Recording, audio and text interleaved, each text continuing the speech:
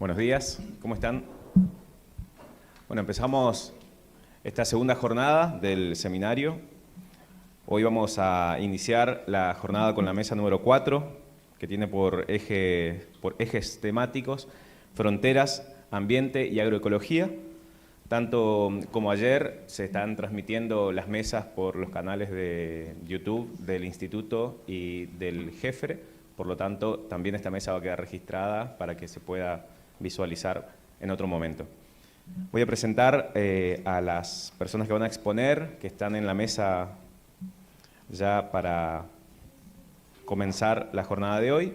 En primer lugar vamos a escuchar a Edgar Aparecido da Costa, que va a presentar su trabajo sobre territorialidades da agroecología na fronteira Brasil-Bolivia, Esteban Salís, y va a comentar Esteban Salisi. Y luego vamos a escuchar a María Cecilia Galiero y a Marina Miraglia, que van a hablar sobre diálogos interdisciplinarios sobre la historia ambiental de Misiones y sus fronteras. Así que damos inicio a la mesa. Edgar Aparecido da Costa, con ustedes, y ahí está la presentación. Bom dia a todos e todas. Também vou falar em português, lentamente, que me sinto mais confortável com a língua pátria. E, como é um evento internacional, temos essa liberdade de expressar nas nossas línguas e ouvir em outras línguas. Isso é muito bom. Eu agradeço imensamente o convite e a possibilidade de participar do grupo, do Jefre, como associado, né, estar com a Adriana, com o Alejandro, com o Sérgio, né, são grandes amigos de longa data, e outros que estamos conhecendo aqui, né. E eu venho e vou falar em nome do nosso mestrado em Estudos Fronteiriços, da Universidade Federal de Mato Grosso do Sul, em Corumbá, Mato Grosso, lá na fronteira com a Bolívia, e onde a gente tem um programa de mestrado em Estudos Fronteiriços desde 2008. E de lá para cá a gente vem amadurecendo o conceito de fronteira, e esse amadurecimento ele se dá num evento que é o Seminário de Estudos Fronteiriços, que no 7º, quando a gente ainda podia estar de forma presencial, né, ele se tornou totalmente internacional, sendo organizado por nós, pelo time da Adriana, né, da Rebeca, na FRJ, e do Haroldo Dila, lá na UNAP, né, de Iquique, no Chile. E também quem nos ajudou foi a Universidade, o Colégio de la Fronteira Norte, do México. Também, então, ficou um evento internacional e organizado por muitas mãos, né, e isso nos fez, assim, nos tem feito pensar e repensar a fronteira e os conceitos de fronteira e sua aplicação na prática. Como o nosso mestrado ainda é profissional, ele está caminhando para um doutorado acadêmico, e a gente acredita que vai acontecer muito brevemente. Nós temos na pesquisação uma grande força. Então, nossos resultados de estudos, eles têm que ser práticos, eles têm que ter ação, têm que ter intervenção na sociedade. E o que eu vou trazer é uma intervenção na sociedade a partir de uma discussão teórica também, mas com resultados efetivos, resultados bastante práticos. Eu estou chamando de territorialidades da agroecologia por conta de que eu estou fazendo uma opção de tratamento da agroecologia como ciência, para fazer essa apresentação, trazendo-a, né, com seus transbordamentos para a prática e para o movimento, que são os três pilares da agroecologia, que aparecem discutidas no Brasil, né. Alguns países trabalham mais com ciência, outros trabalham mais com prática. No Brasil, trabalha com ciência, prática e movimento. E nós, no nosso núcleo de agroecologia, usamos esses três pilares. Para nos sintonizar, nós estamos falando dessa fronteira, né, do Brasil com a Bolívia, né, onde está Corumbá, a nossa cidade, de onde eu estou vindo, né? A cerca de 17 horas de carro daqui. E é uma pesquisa que tem como base o nosso núcleo de agroecologia, um núcleo formado por pesquisadores, por técnicos, alunos, né? E de muitas instituições, da Universidade Federal de Mato Grosso do Sul, da Embrapa Pantanal, que é de pesquisa agropecuária, do Instituto Federal de Mato Grosso do Sul e da Agraer, que é uma agência de extensão rural. E é patrocinado pelo CNPq. Bom, os objetivos que eu trago para este trabalho, que eu escrevi, e ainda está inédito, né, que eu quis trazer alguma coisa diferente, alguma coisa que eu pudesse fazer algumas reflexões de aprofundamentos teóricos, mas também mostrar um resultado prático de como a nossa teoria ela tem transbordado para as ações e modificado a realidade, que eu acho que a coisa mais importante é modificar a realidade. Então, eu pretendo, né, descrever e discutir essas territorialidades da agroecologia na nossa fronteira e apresentar a trajetória e também a amplitude dos conhecimentos sobre a agroecologia que foram induzidas por pesquisas que nós estamos desenvolvendo desde 2011 até abril de 2022. Já temos outras ações em movimento, né, que eu vou falar bem rapidamente. Então, essa tríade agroecológica que nós falamos, né, essa base do nosso pensamento, coloquei a ciência em cima porque é a partir dela que eu vou tentar trazer o conceito de agroecologia, um conceito que eu acredito que estou trazendo alguma inovação sobre ele, porque ninguém ainda tratou a agroecologia como sujeito, como eu vou fazer agora, né, para poder desencadear territorialidades, que é o que eu pretendo mostrar como é que a gente fez isso. Então, a agroecologia está sendo tratada por mim como um sujeito.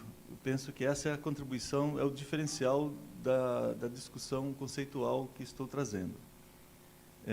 Então, ela é um termo assim, ele se propõe, né, ele se impõe, seduz, né, porque a gente tem a capacidade de demonstrar para as pessoas a importância da agroecologia, associando isso com a segurança alimentar, né, com a necessidade de conhecer os agricultores. Nós levamos isso muito a sério, de que as pessoas que consomem os produtos conheçam os seus produtores de alimentos, como conhecem os seus médicos, que são tão importantes quanto, né? E a agroecologia ela é tratada também nessa dimensão, né, ao mesmo tempo múltipla e na sua unicidade, porque nós não entendemos, esse talvez seja um diferencial também do conceito de territorialidade que vamos trabalhar. Nós não entendemos as coisas simplesmente como múltiplas.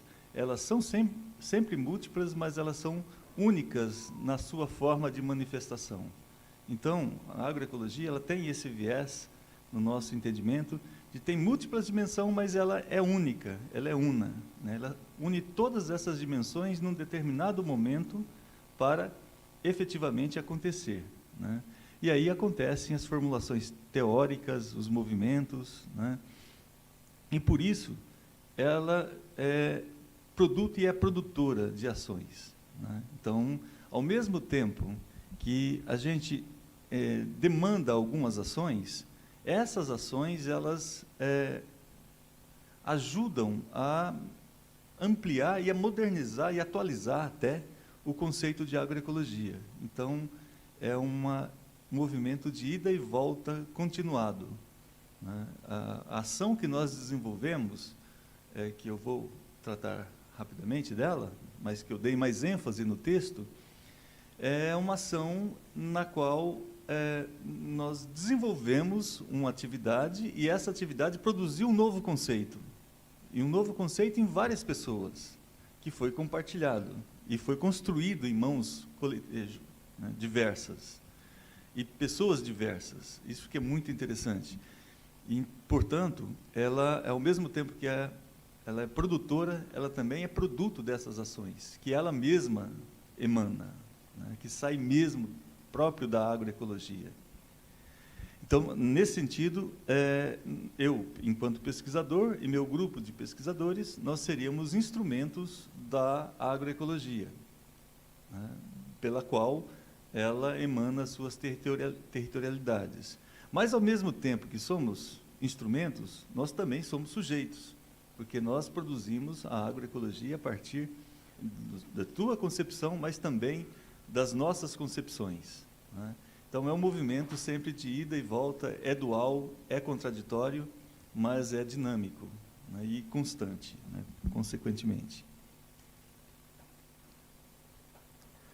Bom, então eu precisava trazer o que eu estou entendendo como territorialidade, né? Se não fizesse isso, seria uma decepção para a geografia.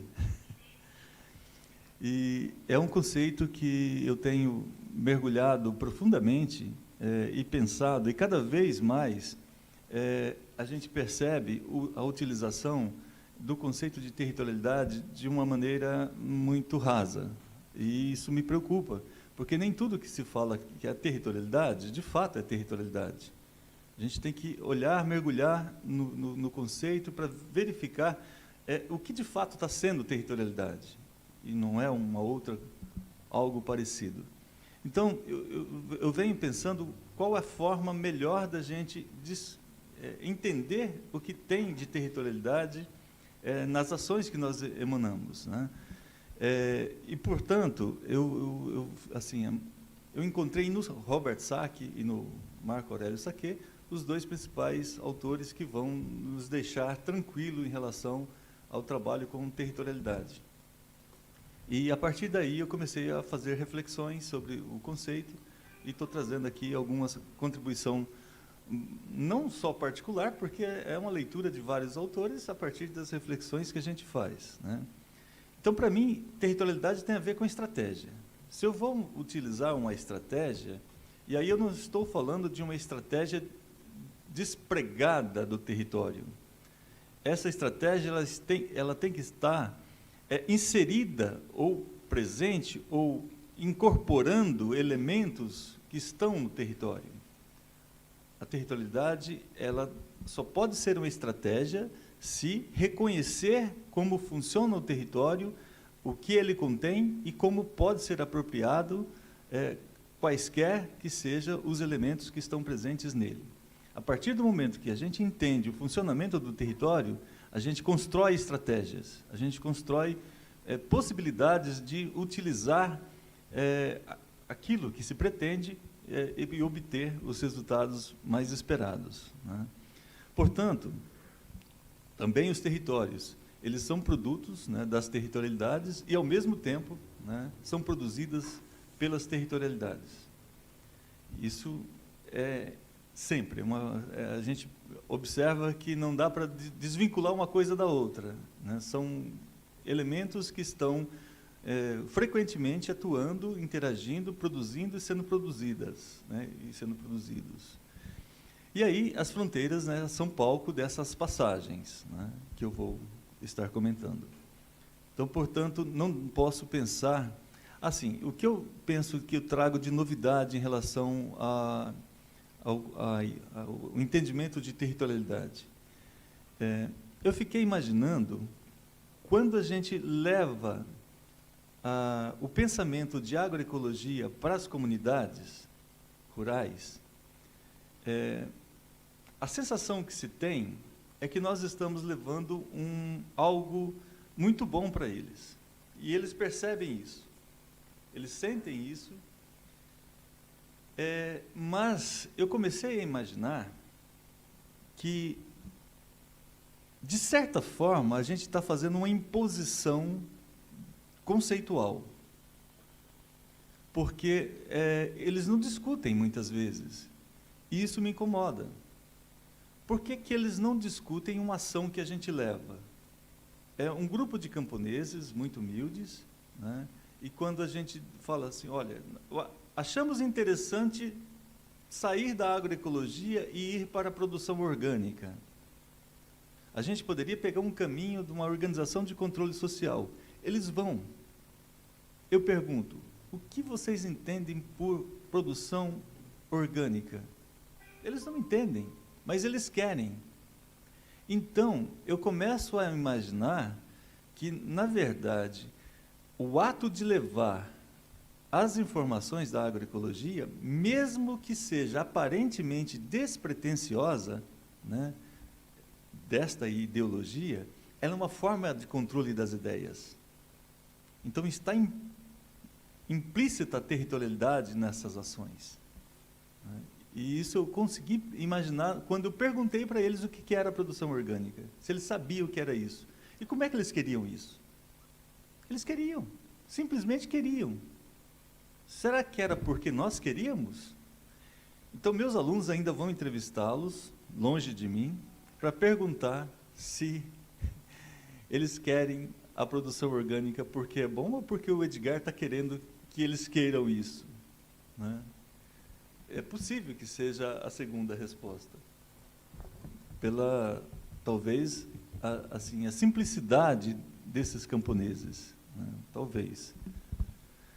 Bom, então eu descobri que, às vezes, a gente leva algumas ideologias, né, mesmo que não percebemos que estamos fazendo uma forma de controle. Estamos fazendo, sim, porque é uma estratégia de ação, né, mesmo despretensiosa. Bom, a fronteira, portanto, nesse caso, ela tem muita inspiração nas discussões que já fizemos com Alejandro Benedetti e com vários outros autores, né? Eu estou trazendo ela como um espaço permeado de relações socioterritoriais e territorialidades, né? Mas eu estou fazendo uma alusão, deixa eu até verificar se... Não, sim. Estou fazendo uma alusão em relação à opção, né? Estou tratando a fronteira como uma categoria de análise. Mas eu percebo, e o Alejandro já falava isso, que existem várias outras categorias que aparecem nas discussões de fronteira, que há uma necessidade de a gente utilizar o que eu estou chamando de categorias acessórias. E essas categorias acessórias, elas são uma opção. Então, quando eu vou estudar a segurança pública, a segurança nacional, eu vou utilizar a categoria território como acessória, ou utilizar a categoria limite, né, ou muro, por exemplo. Tá? Mas, quando eu vou utilizar eu quero fazer um estudo sobre complementaridade, sobre o comércio, sobre a circulação, eu vou ter que utilizar outras categorias, como territorialidade, por exemplo, né? Então, a opção metodológica da fronteira exige, né, que todo o olhar que se faça para induções de mudanças na vida da fronteira, ela não fique restrita a um território. E foi isso que nós fizemos. Tá? Nós percebemos que tínhamos um problema pontual, mas que, na verdade, a essência dele era fronteiriça, não era pontual. Para a gente atuar, nós não podíamos atacar pontualmente o fato. A gente precisava de uma ação em toda a fronteira. E é isso que a gente vem desenvolvendo. Sim. Então, a gente percebeu que a territorialidade que nós utilizávamos para desenvolver ações de agroecologia do lado brasileiro da fronteira não poderia ser as mesmas que utilizaríamos do lado boliviano da fronteira. A gente percebe também que é na passagem de fronteira, né, os passos, que essas territorialidades, elas são metamorfoseadas, elas são transformadas, modificadas, porque se muda o território, os elementos do território, as normas, a cultura que está presente no território, a gente precisa transformar as ações para poder adaptá-las a essa mudança de comportamento, para poder, efetivamente, elas serem eficientes. Então, nós olhamos a territorialidade sendo metamorfoseada na passagem da fronteira e as ações precisaram ser transformadas para que elas fossem efetivas. Então, de um lado, um tipo de ação, de outro lado, outro tipo de ação, né? E engrenada dentro de um conjunto, dentro de uma totalidade. Foi esse o olhar que fizemos do ponto de vista teórico e do ponto de vista prático. E falar um pouquinho do nosso núcleo, né? Ele nasceu lá em 2011 com projetos, todos eles financiados pelo CNPq. E, a partir daí, a gente vem construindo um pensamento agroecológico nessa fronteira que nós estamos trabalhando. São aí algumas ações, em 2013, né, quando a gente, com o SEBRAE, fizemos uma parceria para desenvolver algumas hortas no sistema país, né, um sistema todo engrenado com a produção de polhos, né, também. Eu era novinho nesse tempo ainda. E nós começamos a implementar as feiras, levar esses produtores para as feiras porque eles estavam fora da feira. Então, nós colocamos eles nas feiras, né? E divulgamos todas as ações porque eles eram desconhecidos nos seus municípios. Eram produtores muito pobres, estavam abandonados, viviam na zona da miséria, né, de pobreza, menos de R$300 por família por mês. Isso não, R$300 por família não dá quantos dólares? $60?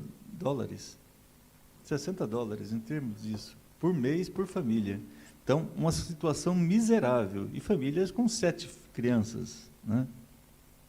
2 famílias com 7 crianças, para completar a situação. Muita pobreza. Então, tirar essas famílias da pobreza, levar a produção e levar a comercialização para eles, abrir canais de comercialização, foi difícil pra caramba, mas nós conseguimos, tá? E aí nós criamos uma feira dentro da universidade, porque a feira, na cidade, eles competiam com os bolivianos. Os bolivianos não são, feirantes bolivianos não são produtores, eles são comerciantes. Eles compram de todos os lugares. Onde estiver mais barato, eles compram, inclusive dos assentados, dos assentamentos rurais, de Corumbá e Ladari. Compram no Ceasa, compram nos supermercados e vendem. Eles são especialistas em vender, são ótimos. Então, nós tiramos os produtores de lá e levamos para a feira da universidade. E depois para a feira Embrapa, para a feira do IFMS, e assim nós fomos desenvolvendo, tá? E aí a gente veio mostrar, né, que os nossos produtos são lindos, né? Então, não são o que é agroecológico, que não usa veneno, pode ser muito lindo. Aqui um alface pesando 1,5 kg, né? Então, uma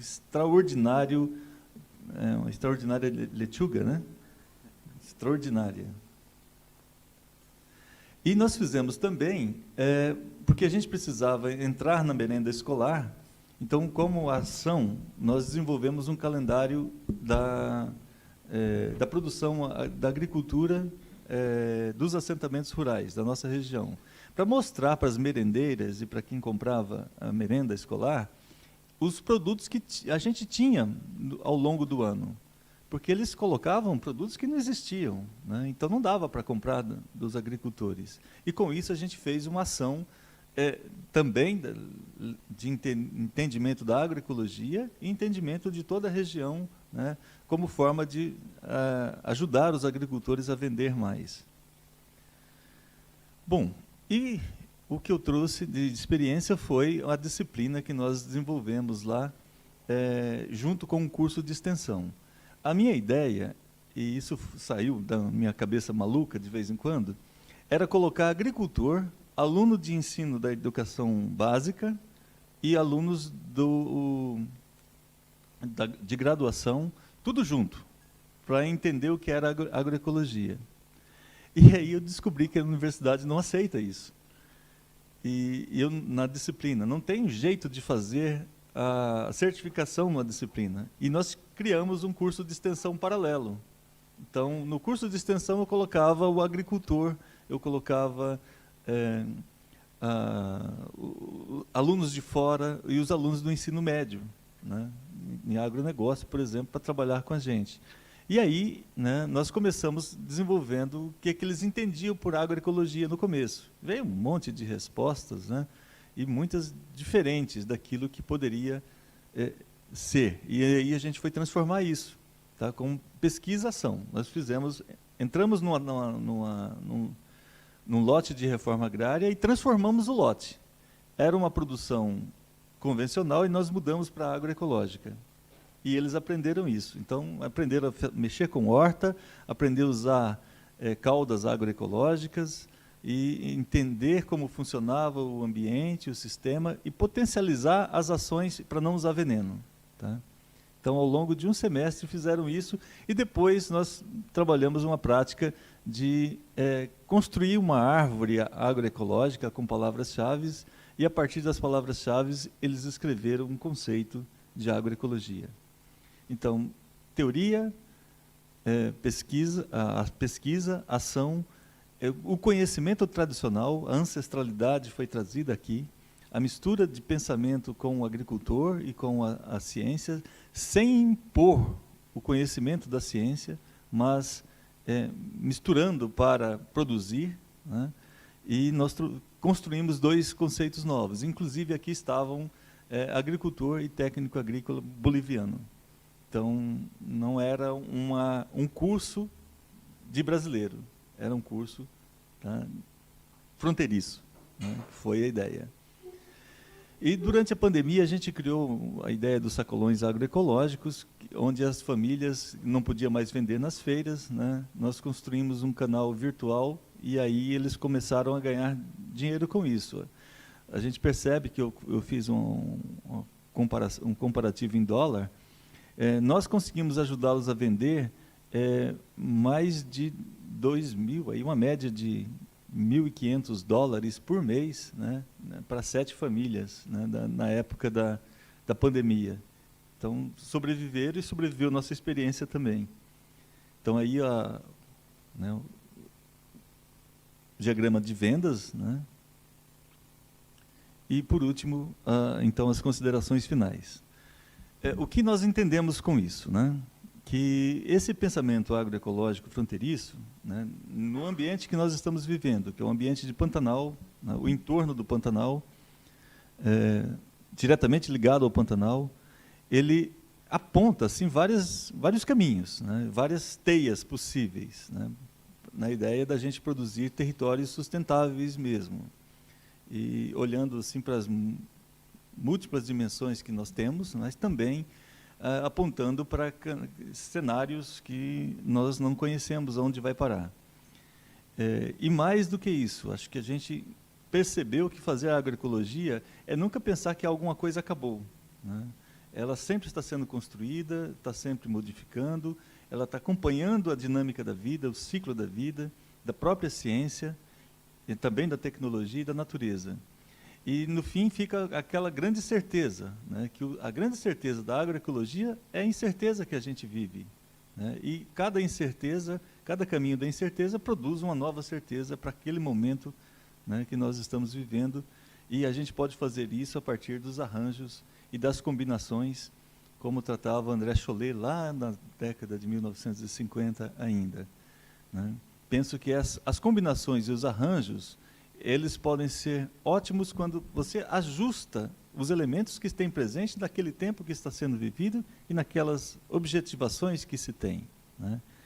Foi isso que eu pensei em trazer para essa manhã de discussão e agradecer imensamente o convite de estar aqui com vocês, né, todos, para a gente falar um pouquinho de uma paixão. Tá? Obrigado.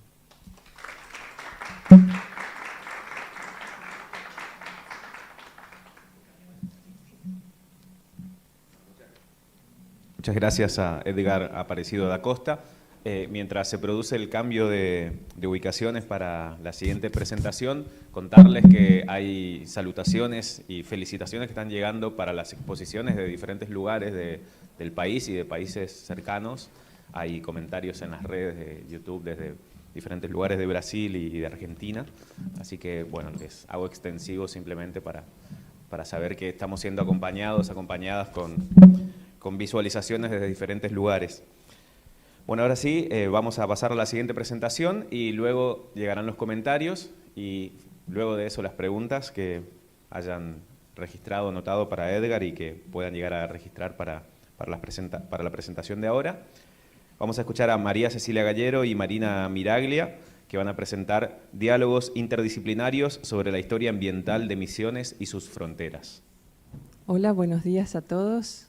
Muchas gracias por la invitación, por poder participar en este encuentro. La verdad que para mí es muy lindo y sobre todo poder compartir con Marina este trabajo que salió fruto, podríamos decir, gracias a la pandemia, al Zoom y a horas de encontrarnos para dialogar sobre, como dice propiamente el título, Diálogos interdisciplinarios sobre la historia ambiental de Misiones y sus fronteras.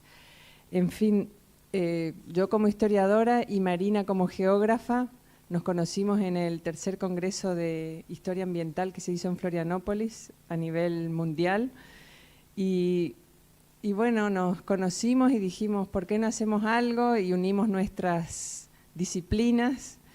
Así que realmente esto es un diálogo que venimos teniendo desde que nos conocimos, que no es hace tanto, pero que parece que hace mucho. Y la propuesta fue también mostrar este artículo que escribimos, que ahí tienen el link si a alguien le interesa profundizar, ver o leer o después escribirnos por algún motivo o comentar aquí, también bienvenido a los comentarios. Y bueno, el título del artículo se llama Transformaciones ambientales de la selva paranaense, relicto de la mata atlántica en la triple frontera de Brasil, Argentina, Paraguay entre 1810 y el 2020. ¿Sí? ¿Por qué elegimos este marco temporal? Por un lado, porque consideramos cuando se inicia el proceso independentista, los cambios que se dan a nivel de las formaciones nacionales, ya sea Paraguay, Argentina, Brasil. En 1810 no podemos pensar, perdón, como pensamos hoy, pero tomamos ese inicio y lo cerramos en el 2020 porque era el año en que estábamos escribiendo. Y el artículo en sí tiene dos partes centrales. La primera es la explicación de la triple frontera como un sistema complejo y la descripción de los subsistemas, ya sea el sistema hidrográfico del Alto Paraná, el biogeográfico de la Mata Atlántica, el socioeconómico, es decir, las actividades productivas, y espacial, la triple frontera como territorio. Y después una segunda parte en donde analizamos ya las transformaciones ambientales de la Mata Atlántica en la triple frontera, en este periodo que les mencioné. Así que ahora le voy a dar la palabra a Marina, porque ella es la especialista en sistemas complejos. Bueno, ella me quiere, por eso dice que soy especialista.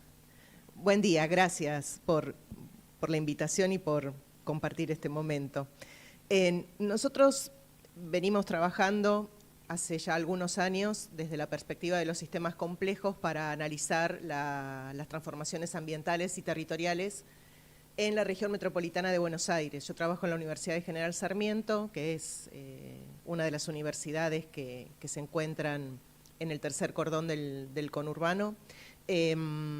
Y tratamos de trabajar a partir de la perspectiva que acuñó hace muchos años Rolando García, un epistemólogo argentino radicado en México que hace algunos años falleció, que considera, nosotros aplicamos a la frontera esta condición de sistema complejo y me gustaría reflejar algunos conceptos donde para Rolando García un sistema complejo es una representación de un recorte de esa realidad, es una totalidad organizada en la cual los elementos no son separables y no se pueden estudiar aisladamente, porque también algo que vemos es, son estos estudios segmentados o fragmentados de distintos sectores de un territorio, y lo que tratamos aquí es de aplicar esta teoría donde la frontera como sistema complejo tiene límites, elementos e interrelaciones, y son esas interrelaciones las que le dan ese carácter complejo.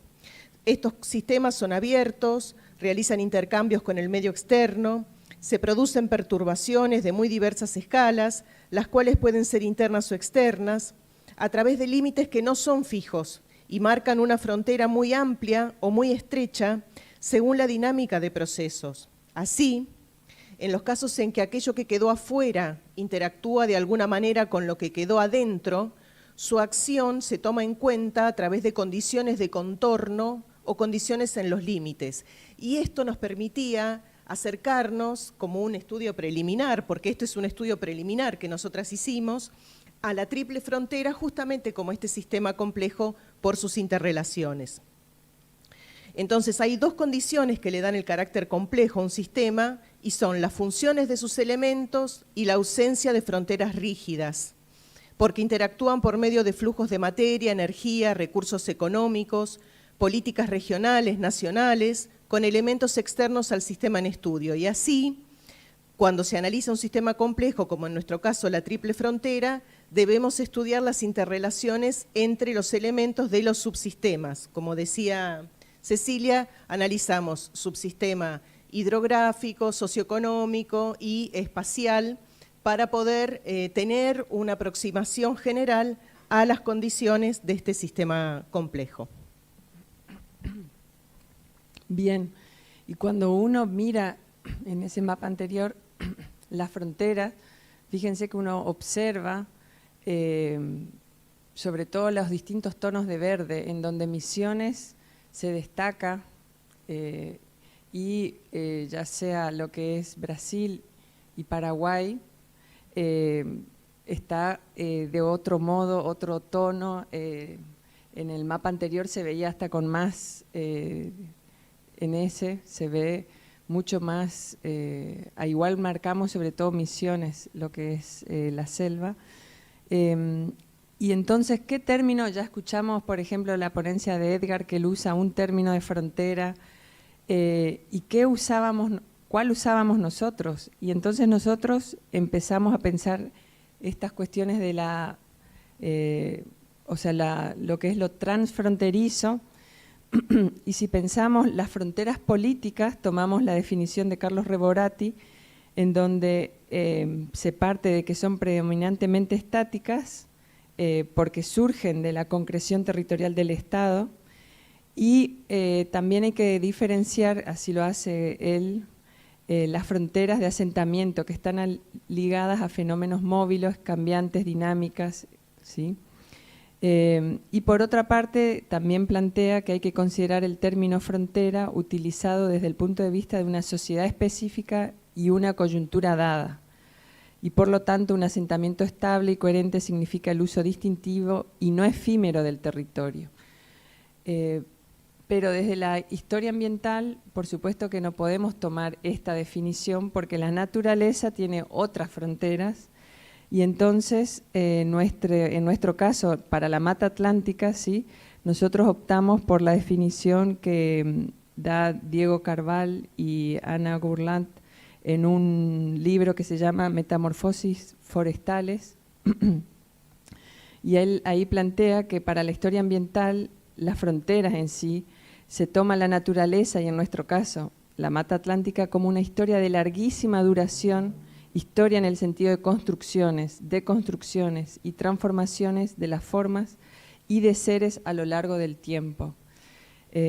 Así que con este marco teórico, conceptual, podríamos decir, fue como Marina y yo empezamos a pensar qué transformaciones tuvo la selva paranaense, como la conocemos aquí en Misiones, la Mata Atlántica más para los brasileños, Y bueno, empezamos a jugar con los mapas, con imágenes, y para este artículo en particular nosotros tomamos estas fotos que les vamos a ir mostrando. Esa es del año 73, ¿sí? Ahí pueden ver la cantidad en rojo, ahora está marcado lo que es el monte o la selva. Después esto es ya para el 98 y esto es para el 2002. Bien, y entonces nosotras jugamos, hay un artículo de Juan Carlos Chévez que está en un libro muy conocido que es del 2005 que se llama Mata Atlántica, y en donde él hace una línea de tiempo y una cronología, y nosotros la adaptamos, como podrán ver ahora en este cuadro, al sistema complejo, a los niveles de procesos de Rolando García, y entonces hicimos una periodización que nosotros elegimos. Yo como historiadora siempre me gusta hacer periodizaciones, y entonces ahí lamentablemente los números, ustedes los ven chiquititos, pero entre 1810 y 1881, ¿cómo? Ahí, bueno, lo que sobre todo marcamos en el primer, no sé si vos querés mostrar el otro cuadro donde están los niveles o después. Para que ustedes se ubiquen, cuando hablamos de niveles de procesos, Rolando García considera que los procesos que se producen en un sistema complejo son tres niveles, ¿no? Un nivel local, que es el primer nivel, un segundo nivel, que es más de tipo regional o hasta podría ser provincial, y un tercer nivel, que son procesos internacionales que afectan la dinámica territorial de los niveles 1 y 2. Entonces, lo que hicimos en este cuadro, marcando de 1810 a 1881, luego de 1881 a 1920, de 1920 a 1953 y de 1953 al 2020. Básicamente fueron estos procesos, estos niveles internacionales en los que nos basamos para hacer esta primera periodización, porque fueron tan importantes que marcaron los cambios en estos dos primeros niveles. Por supuesto que los que conocen lo que es la historia de Misiones se darán cuenta que está marcado esta periodización por la propia historia, es decir, Misiones entre 1810 y 1881 estuvo subdividido, disputado, podríamos decir, por Corrientes, Paraguay, Brasil.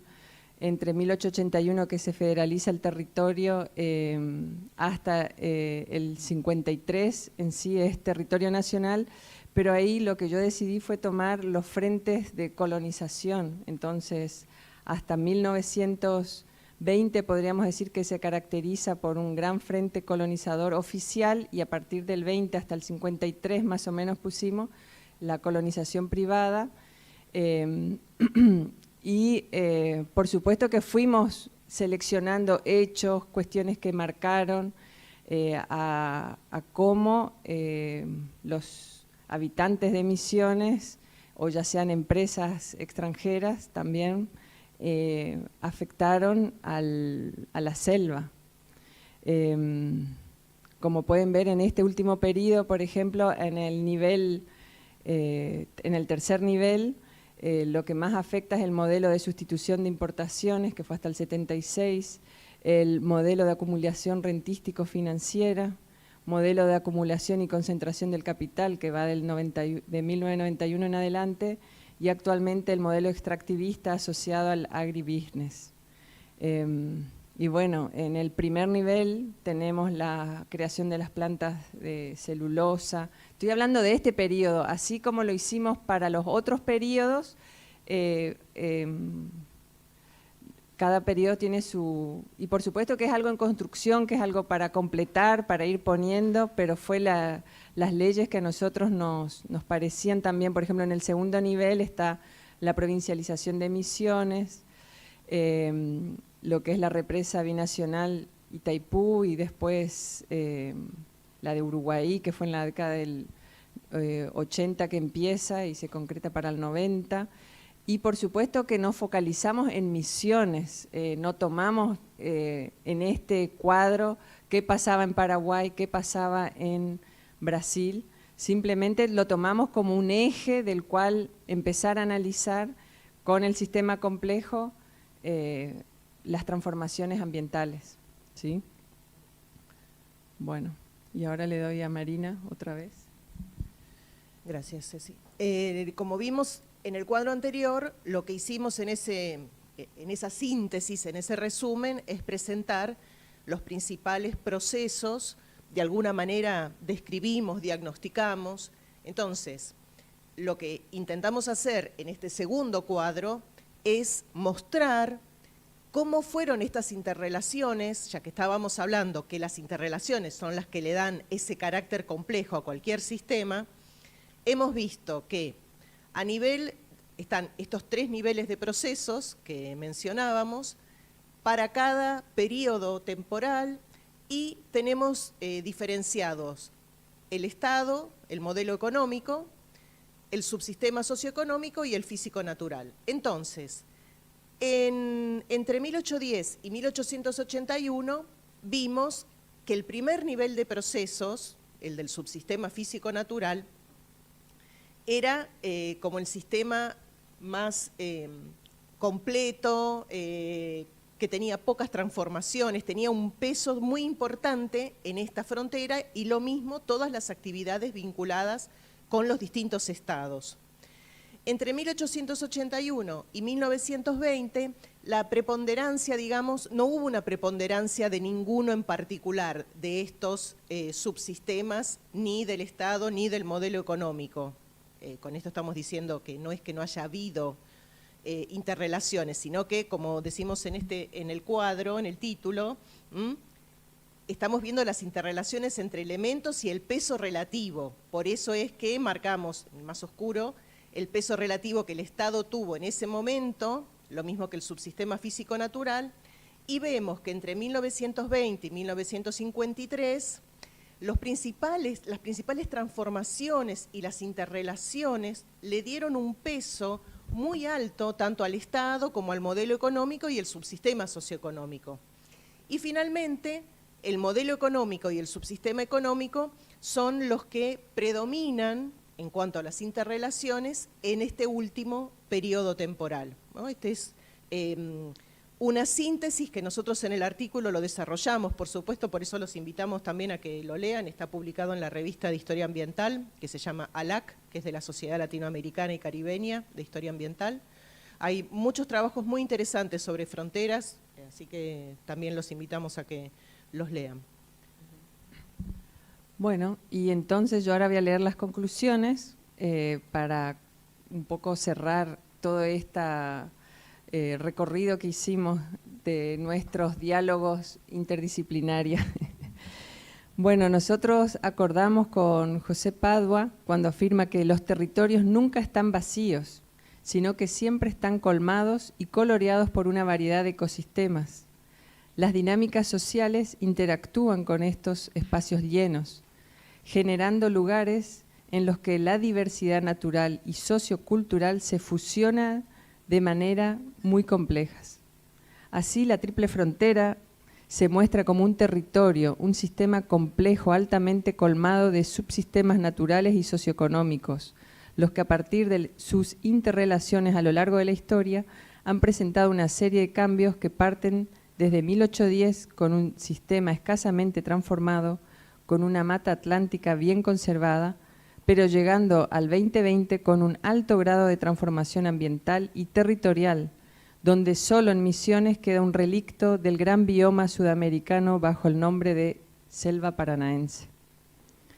Aunque los países de Brasil y Paraguay, a través de la creación de áreas protegidas, buscaron la manera de conservar su porción de mata atlántica, se vieron drásticamente influenciados por la acción de los grupos inversores en el agronegocio, favorecidos a su vez por las políticas económicas.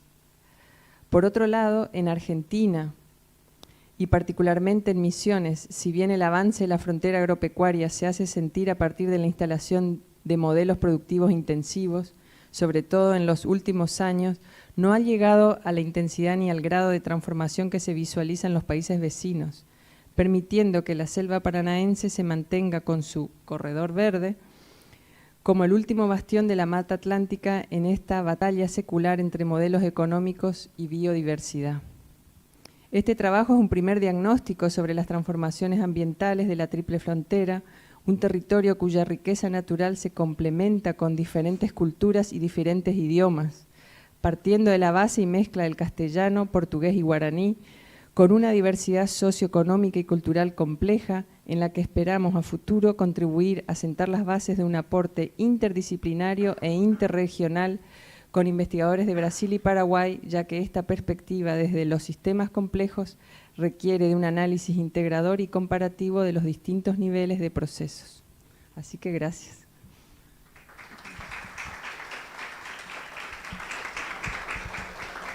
Muchas gracias, María Cecilia y Marina. Ahora sí, damos paso a los comentarios. Sí, ahí yo te acerco el micrófono, si querés pasar, sí. Bueno, para el trabajo de Edgar Aparecido da Costa, Esteban Salisi va a hacer los comentarios. Y para el trabajo de María Cecilia y Marina, Sergio Bratisevich. Y luego de esos comentarios, si quieren abrimos, y si hay preguntas, abrimos una breve ronda de preguntas para las expositoras, el expositor, y con eso vamos cerrando esta mesa. Bueno, Edgar, voy a intentar hablar despacio, así cuando avanzo rápido me avisan. Bueno, en principio, muy interesante el trabajo, me parece que tiene tiene una particularidad que es mostrar algo que ya está en práctica, ¿no? que hay resultados y que hay muestra también una vinculación justamente con reflexiones que se van tomando a medida que se va avanzando y se va llevando adelante la tarea. Entonces, bueno, me parece súper interesante y más vinculándolo con la agroecología y con esta idea de también pensarlo como acción, transformación, bueno, me parece muy interesante. Lo que tomé después fueron varias preguntas que me hacía a medida que leía el trabajo. El trabajo era más acotado en algunos puntos que lo que se presentó, entonces, bueno, algunas se iban resolviendo esas preguntas a medida que hacías la presentación. Y bueno, tomé algunas notas que por ahí, preguntas te las dejo como para por ahí ampliar un poco. Después, tengo por acá. Bueno, había una cuestión que me hacía ruido, que me generaba por ahí incomodidad al leerlo, que era que me faltaba información más amplia del área, del contexto, ¿no? De las problemáticas que hacían a la producción en la zona. Entonces, esa información por ahí, que después, incluso algunas, vos hablaste de la situación de pobreza, de los productores, eso en el texto no estaba y creo que era información muy relevante como para poder pensar esta propuesta de transformación justamente. Ahí también, por eso mi pregunta era más, ¿cuál sería esa, o sea, si estamos hablando de una nueva territorialidad, ¿sí? ¿Cuáles eran las territorialidades anteriores o cómo se configuraban? ¿Cuáles eran las prácticas? ¿Sí? Eso creo que era algo que hacía falta para poder pensarlo y también para tomar la magnitud del proceso de transformación que se estaba generando, ¿no? Y también, por otro lado, esta idea de una territorialidad agroecológica transfronteriza, también, bueno, en una parte haces mención, ¿no? a los reflejos que se generan en el territorio, bueno, por ahí también comentar cuáles son esos reflejos, cómo se visualiza, o cómo se puede, o cómo se operacionaliza esa transformación que está generando. Y creo que... Y después, lo último tiene que ver con las desigualdades, ¿no? Yo pensaba, hay relaciones que no son iguales las relaciones. Vos hablabas de que hacían propuestas y costaba esa problematización o el intercambio. Bueno, cómo se pensaba esas desigualdades, incluso también a través de las fronteras, ¿no? Eso. Cuál era el rol de la participación desde Bolivia y cómo cómo eran o cómo trabajaban esas desigualdades, porque estamos hablando de instituciones por un lado y por otro lado productores, ¿no? Bueno, eso. Gracias. Hola, ¿comento o las preguntas? Bueno, hola, buen día. Bueno, me pareció muy nítida la presentación. Solamente tenía, para ser bien breves, 2 apuntes. El primero, no sé si darán los tiempos para explicarlo, ojalá que sí, si no, lo seguimos en privado porque el tiempo es tirano. No terminé de entender bien, no sé si podés regresar al cuadro de doble entrada. Ese. Un pequeño resumen, una pequeña explicación sobre... No terminé de entender bien la relación entre los sistemas complejos y cada etapa, ¿no? ¿Cómo se relacionaría eso? Sí, en realidad el resumen es el cuadro de doble entrada, pero por ahí hacer una descripción, capaz que por el tiempo no lo terminé de comprender bien. Primero la definición de sistema complejo que toman y después cómo accionaría ahí. No sé si explicar cada momento, pero sí una caracterización general, capaz que por el tiempo. Así que aprovechemos que, bueno, solamente son 2 ponencias. Yo creo que, además de agradecerles que hayan venido a exponer, estaría bueno explicarlo un poco más. Y después lo otro que se me ocurría, cuando veía el trabajo y veía la imagen satelital, yo también la trabajé cuando hice la tesis de doctorado en el Soberbio, en Misiones. ¿Qué diferencia, si es que encuentran alguna, entre las áreas productivas, ¿no? Porque ya sea el caso de Paraguay o de Brasil, son áreas, no me convence mucho esa definición, pero áreas centrales, digamos, de la producción agrícola o agrícola ganadera. En el caso de Argentina, la mancha de soja que es predominante está más al sur, ¿no? De hecho, Reborati publicó en el 2010 un mapa con la mancha de la soja que yo a veces utilizo. Y bueno, si encuentran alguna diferencia y si que en Misiones no haya avanzado de esa manera la frontera agropecuaria y que haya tantos todavía parches, no sé, la reserva de biosfera Yabotí, pienso, varios espacios verdes que vos los ves bien nítidos en la imagen que ustedes mostraron. Si eso es por las políticas públicas, si es por la misma acción de los actores locales, si es porque no es un área central de producción, entonces la producción intensiva, no sé, de tabaco o de pino liotti o lo que fuere, hace que esos parches subsistan. Eso nunca me terminó de quedar muy claro, me parece que está bueno para pensarlo y ver que ustedes sí siguieron el tema. Yo hace 10 años que no trabajé más en la zona. Nos pueden contar un poco que están más actualizadas. Eso nomás. Bueno, gracias Esteban y Sergio. Si hay preguntas, vamos a hacer un listadito de preguntas y luego pasamos a responder en la mesa. Bueno, buen día. Sí, para Cecilia y Marina, es muy interesante, hay que seguir pensándolo, ¿no? Hay que seguir afinando ahí.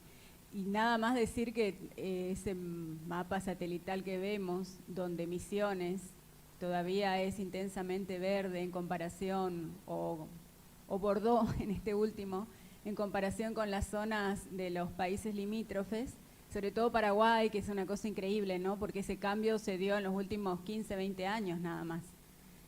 Y ahí sí está la soja, en esas regiones además de ganado. Pero esto que vemos tan verde, no nos confundamos, porque mucho de eso es bosque implantado, mucho de eso es arauco, es pino, entonces eso también hay que considerar, ¿no? Realmente son manchones nada más lo que quedan. Y en otras zonas está muy degradado, se ve verde, pero está muy degradado. Bueno, eso por un lado. Y por otro, que para hacer un análisis de lo sucedido aquí, sobre todo antes de la provincialización, es muy importante tener en cuenta qué pasó en lo que nosotros consideramos, bueno, los otros estados nacionales, pero que en esa época eso no existía. O sea, las fronteras son unas líneas invisibles que más en ese primer periodo que ustedes marcaron era más una fantasía que otra cosa, ¿no? E inclusive hoy día en algunas zonas la gente cruza los ríos, va y viene sin ningún problema, ¿no? Entonces eso hay que considerar. ¿Qué pasó o qué pasaba, sobre todo con las economías, al lado, para entender? O sea, en realidad habría que verlo como una macro región para poder analizar la historia ambiental. Bueno, nada más son ideas. ¿Quién más me había pedido la palabra acá?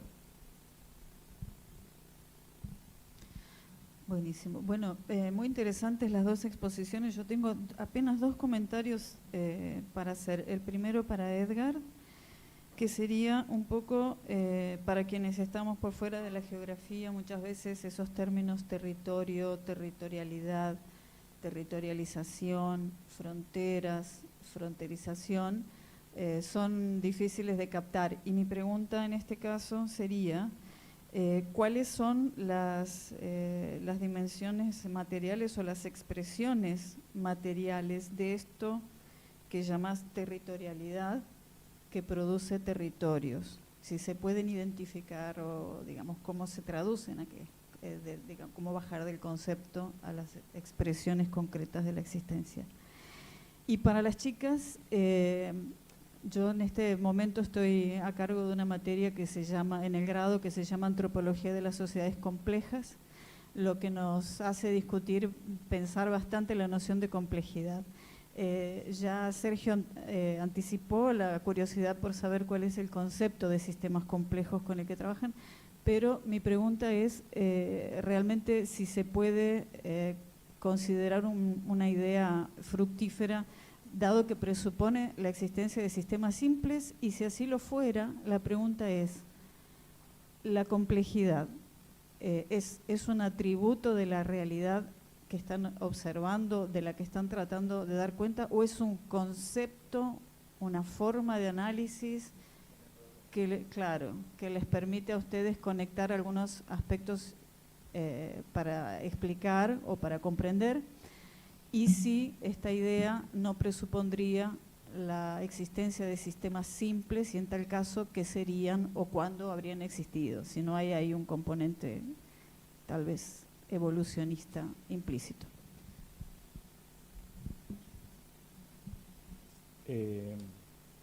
Dos también, democracia, uno para cada. Me gustó la idea esta de conocer al productor tanto como uno conoce al médico. Sobre todo porque si uno no conoce lo que come, después tiene que ir al médico. ¿Cómo se da eso, no? Si conoces anécdotas, experiencias, pues me parece... Acá. Bueno, perdón. Me parece como una idea muy interesante para que desde la demanda, ¿no? Como concientizar la demanda para que la oferta tenga a quien venderle. Y bueno, un poco lo que, o sea, siempre llama la atención cuando uno ve el Google Maps o mapas de misiones que queda la mancha intensa. Es interesante lo que dijo la compañera, que tal vez algunas cosas, hay que ver lo que está arriba, pero también lo que está abajo, ¿no? Como el sotobosque sería, se fue raleando, se fue perdiendo biodiversidad. Y si la historia ambiental es una historia como de lamentos, una historia de la pérdida, ¿no? Pareciera que siempre la historia ambiental tiende a mostrar cómo se ha perdido, en este caso, la mata atlántica o la selva paranaense, y si no hay algún, como, no sé cómo decirlo, atisbo de que se pueda recuperar, que se haya recuperado, o es solo una historia de pérdida.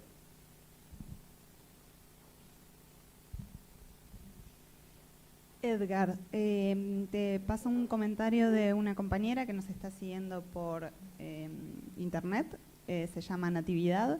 Dice que es muy interesante la consideración sobre las certezas que da la agroecología frente a la crisis que provoca el agronegocio, y reflexiona, se pregunta si parte del negocio es que hayan territorios en crisis y que sea difícil que algunas poblaciones vivan con certezas fuera del capitalismo. Quiero saber qué opinas al respecto. Ok. Agradeço ao Salise, né? Esteban Salise, muito grato pela sua leitura cuidadosa, o apontamento de como a gente fez realmente as conduções e as questões que faz, bastante pertinente mesmo. Realmente eu não deu tempo de colocar essas informações, né, em função de tanta tantas coisas que a gente vive ultimamente. Mas reconheço que essa falta, que eu tentei falar rapidamente na apresentação, ela ajuda a entender o contexto, né, que se vive cada uma dessas comunidades. São práticas diferentes que a gente enfrentou, né? A primeira realidade era de um assentamento rural no município de Ladário, que é dentro de Corumbá, e que os agricultores estavam há mais de 10 anos assentados e já estavam desanimados da vida. Eles não tinham nenhuma perspectiva e não confiavam em ninguém. Essa foi uma avaliação que nós fizemos eram 85 lotes de reforma agrária, nós fizemos a pesquisa em 79 lotes. Os outros não estavam mais, né, no assentamento. Então, com essas pessoas, a gente identificou o que elas viviam, o que elas faziam, o que elas pensavam, o que elas sonhavam e do que elas tinham raiva. E nós fomos trabalhar numa proposta de apresentar para elas soluções que elas achavam que eram possíveis. E, dentre essas soluções, a mais rápida era a horta. Fazer uma horta, porque o alface, a lechuga, chega a 30 dias, 35 dias, então já é possível se alimentar e comercializar. Então, essa foi a realidade que a gente começou a mostrar. E esses agricultores, eles eram desacreditados da cidade. Eles eram considerados preguiçosos, eram considerados pessoas que não seriam nunca produtivas. Nós não tínhamos água para produzir e para beber, para consumir. E nós tivemos que fazer tudo isso. Com dinheiro de projeto, né, que eu tinha conseguido no CNPq, e também com parcerias. Nós fizemos toda essa transformação lá. E aí, tinha uma pesquisa que mostrava que do nosso mestrado, que a produção que chegava com mais força nas feiras de Corumbá era dos bolivianos. E como era essa produção? A gente não sabia. A pesquisa mostrou que era muito rica em agrotóxico, tipo tarra roja, né? Daquele extremamente proibido, e as condições de manuseio da horta eram extremamente complicadas, né? Água misturada com tratamento de porcos, né? Então, a coisa era horrível. E isso explicava muitas das doenças que tinha em Corumbá. Então, nós precisávamos fazer uma intervenção lá. Não tinha outra saída, né? E aí veio assim, as oportunidades. Então, a oportunidade, eu entendo, nesse caso, é o reconhecimento do território. Ver como ele funciona, o que está presente e como é que a gente pode se apropriar disso e fazer uso disso, né? Dando, portanto, a ideia de ação, de territorialidade, portanto, algo extremamente imaterial, né? Porque é uma ação.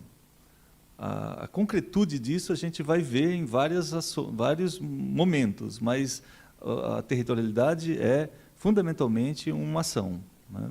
O produto dela pode ser materializado, mas a intenção, o fazer, o agir, é sempre imaterial. Então, os bolivianos eram diferentes. Eles produziam em larga escala e para o comércio. Não era para sobrevivência, era para venda mesmo. E aí nós precisávamos trabalhar com eles e foi uma oportunidade de um projeto que a Embrapa tinha para ajudá-los não esses produtores, mas Santa Cruz de la Sierra, a fazer uma transformação, principalmente no gado, né, no gado bovino. E nós usamos isso com algum conhecimento que tínhamos da Fundação Trabajo Empresa, da Bolívia, que já tinha atuado junto conosco num projeto do Mato Grosso do Sul Sem Fronteiras, e para aproximar dos agricultores bolivianos e conhecer a realidade deles. E eles são diferentes. Eles funcionam na base do ver para crer, né? Então, nós precisamos pegar os agricultores da Bolívia e levar para o assentamento onde a gente já fazia a transição agroecológica para eles verem como era possível produzir hortaliças belas, né, e mais belas, inclusive, que eles produziam, e sem veneno. E fizemos um dia de campo. Literalmente, coloquei um ônibus da universidade no passo de fronteira, encheu de bolivianos, 40 agricultores, e levamos para o assentamento. E fizemos um dia de campo, lá onde os agricultores ensinavam para eles como fazer. E, por incrível que pareça, eles entenderam a linguagem dos nossos agricultores, né? Porque línguas diferentes, né, mas fazeres próximos, né? E essa troca de experiência foi extremamente rica. Fora disso, a gente colocava agricultor e técnico agrícola da Bolívia no nosso carro para os nossos eventos no Brasil. Nós fizemos isso. E eles traduziam essas informações que eles aprendiam junto com as experiências agrícolas que eles viam para os bolivianos. Então, foi ação dessa forma, né? Foi diferente, bem diferente. Inclusive com indígenas, que ensinaram muito a gente as práticas ancestrais dos terenas, né, de agroecologia, e que eu também não sabia, e que aprendi também. Edgar, ¿Más rápido? Sí, un breve momentito más para el cierre y lo mismo, el tiempo es escaso y las preguntas son muchas, así que tenemos... Sí, son muchas preguntas. Ya tendríamos que empezar a dar paso a la siguiente mesa y encima tenemos un break en el medio, así que 5 minutos más para todo el cierre. Sim, eu creio que nessa eu já encerrei com o Esteban Salisi. E a pergunta do Alejandro é muito interessante, e como é que a gente está fazendo isso, né? Fechando o nosso agricultor, ele tem que entregar o produto. Ele não vende, ele não entrega sem o produto. Ele tem que estar com o produto, porque senão ele não é reconhecido. Ele precisa ver. Na Semana do Alimento Orgânico deste ano, que vai acontecer para nós em agosto, nós vamos fazer um dia de campo onde os agricultores vão fazer comidas próprias deles, com os produtos deles, e os consumidores vão lá, né, vão pagar pela comida e conhecer o lote, visitar pessoalmente cada produção e ver como é o tratamento. Então, isso funciona muito bem, porque cria uma relação de confiança entre agricultor e consumidor, né, e garante mesmo essa situação. Da Brígida, eu já falei mais ou menos como é que eu estava verificando. E sim, não é possível uma população, a gente não trabalha com a lógica dessa população que nós ajudamos, fora da lógica capitalista, mas a gente reconhece a lógica camponesa, que é diferente, que é uma lógica de produzir para resistir, para permanecer no campo e com venda de excedentes, né? Não ultrapassamos isso. Então, se a gente colocá-los para pensar uma lógica de mercado, eles vão entrar no mercado, vão entrar na lei da oferta e da procura, e eles vão falir.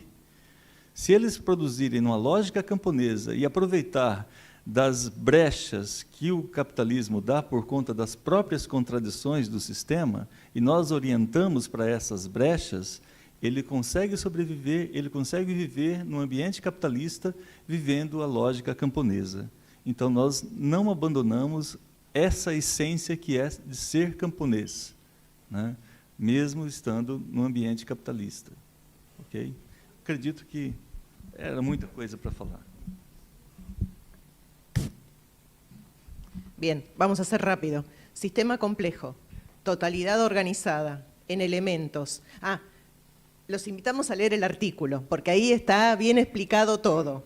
Pero es una No, mandamos resumen, porque así... Mandamos el resumen y el link donde estaba el artículo. No. Nos falta el bonete. Hubo un cambio de coordinación y por eso... Bueno, no te preocupes. ¿Está todo bien? Está todo bien. Se puede leer, está en castellano, así que lo pueden entender perfecto. Y ya con eso nos podés escribir. No, pero entonces, el sistema complejo es una unidad de diferentes dimensiones que tiene elementos y esos elementos se organizan en subsistemas, que no son simples, en subsistemas, y a su vez se interrelacionan. Esas interrelaciones son los niveles de procesos, que simplificamos en los cuadros. Y esos niveles de procesos y esos procesos son los que le dan esa complejidad. Es una metodología de trabajo y honestamente nunca pensé en los sistemas simples. No sé si está bien o está mal, pero la verdad nunca lo pensé simple. Y bueno, eso. Bueno, y en base a las otras preguntas, por ejemplo, la que nos hizo el comentario de Marilyn y también el de Sergio, en el artículo tenemos en cuenta, por supuesto, las diferencias que hay por más que no podemos pensar en fronteras en la Mata Atlántica, pero las fronteras políticas fueron determinando y actualmente son las que más delimitan que veamos el mapa satelital como lo vemos. Y por supuesto que a gran escala podríamos decir que en Paraguay y en Brasil prima el agribusiness de la soja, los cereales podríamos decir, y en Misiones el agribusiness forestal que desde fines del 80, o sea, las papeleras empiezan a funcionar en el Alto Paraná, en el 78 Alto Paraná y después en Capiobí está papel misionero. La primera fue celulosa en Puerto Piraí y todo eso está detallado y vamos viendo cómo cambia y también decimos que por supuesto no todo lo verde que se ve es selva, eso es obvio, pero si ustedes miran estas imágenes, se ven los desmontes que está haciendo, por ejemplo, en parte ahí es por la represa de Uruguay, pero también es los desmontes que se hacen en Andresito, en la zona por el tema de la hierba, es decir, hay distintos, es una realidad muy compleja que nosotros tratamos de explicar desde ambas disciplinas, como dijimos, y en donde fue como una primera aproximación, como diciendo, ¿por qué se dan estas diferencias? Porque uno mira el mapa y así fue como empezamos. Y tomamos justamente estas fotos y la triple frontera porque nos llamó la atención también cómo en nuestra región se puede ver y diferenciar. Y lo que yo siempre le decía a Marina, y Marina me decía, bueno, puede ser, pero Misiones lo que tuvo es que cuando se se territorializa en 1881, previa a esa federalización se vende a particulares en grandes extensiones, como latifundios podríamos decir, y eso permanece y eso va a ser lo que caracteriza que también tengamos tanta selva, porque esos particulares en la medida en que ellos vendieron se produjo la colonización. Por ejemplo, Puerto Rico, Monte Carlo y El Dorado fue en la medida en que Carlos Seguín, que después él era socio de la empresa con Torkins, con la CIVA, la compañía Alto Paraná y después la compañía El Dorado, los que permiten que se empiece a poblar. Sin esa venta, el Estado no podía acceder a esa tierra salvo que expropie todo lo que eso implica. Entonces, el corredor verde hoy es una herencia que tenemos de estos restos de propiedades grandes que no se accedió, porque podemos ver en la colonización oficial, por ejemplo, se provincializa Misiones y empieza la colonización de San Vicente, después San Pedro que ya estaba, pero es como que el Estado puede acceder a entregar tierras para el poblamiento. Es bastante complejo y es un rompecabezas que intentamos demostrar con Marina. Así que, gracias. Bueno, muchas gracias a ustedes. Gracias a Edgar Aparecido Acosta, de la Universidad Federal de Mato Grosso do Sul, a María Cecilia Gallero, de el IESI, Universidad Nacional de Misiones, y Marina Miraglia, de la Universidad Nacional General Sarmiento, y a Esteban Salisi y Sergio Bratisevich, que hicieron los comentarios. Bueno, hacemos un breve corte y así cerramos ya la mesa 4, Fronteras, Ambiente y Agroecología. Luego del break se viene la mesa 5, Fronteras y Legalismos, Fronteras, Legalismos e Ilegalismos.